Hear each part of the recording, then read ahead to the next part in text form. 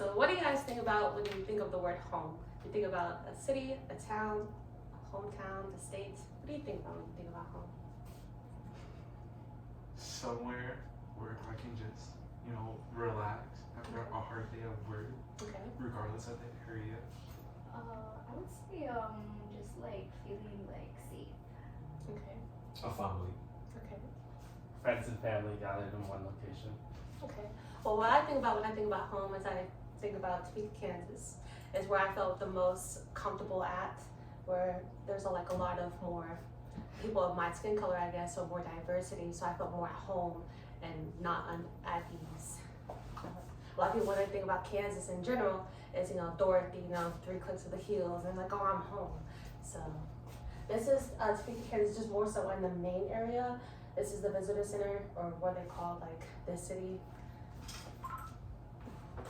Topeka, Kansas was founded by Charles Robinson and Cyrus K. Holliday. This is Charles Robinson, Cyrus K. Holliday, on December 5th of 1854. They were a part of the anti-slavery free colonists group that they had created to, because around the time where, segregation and race was a big thing at the time. As the Britannica authors had collaborated together on their website, it's known for its free soil groups to oppose extension of slavery into the West and their slave interests. Kansas mostly is more so of like the agriculture industry, government services, which I showed on the last slide, and a lot of like beef production. It's also known for being the center of the civil rights movement in 1954, more so about Martin Luther King Jr. being the main object, I guess, of the movement. Topeka, Kansas is mostly known for the Brown versus Board of Education, which was argumented and decided on May 17th of 1954.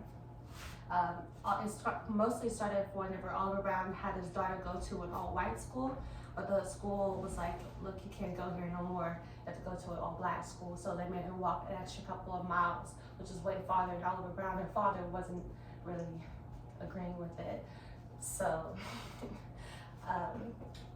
she ended up taking the Board of Education to the Supreme Court, where they unanimously decided that out of 9-0, which is pretty good, that they were gonna get rid of the whole segregation of students of blacks and whites and integrate them. This also started the Plessy versus Ferguson, which was about utilizing like public bathrooms where they had only like a black bathroom and a white bathroom. So they just integrated it, which also helped kickstart Martin Luther King's movement for the civil rights and getting rid of racism.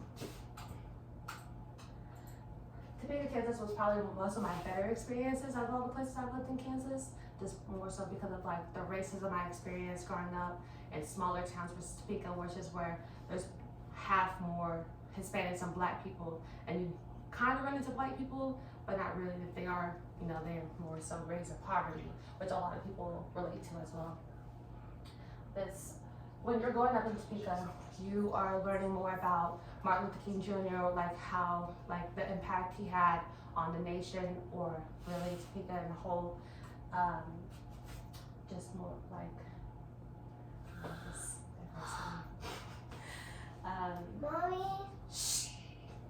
But I felt more accepted in Topeka than I had anywhere else. Like, for example, I lived in a place called Eureka.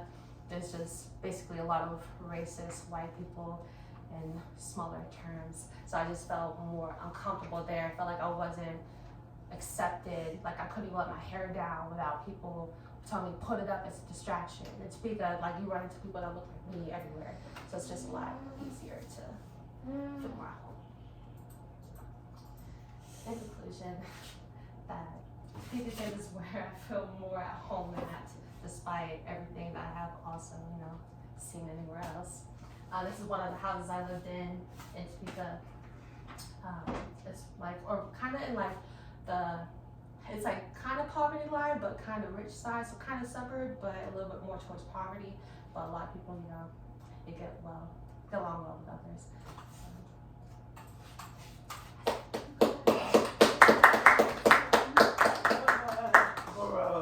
Trash. And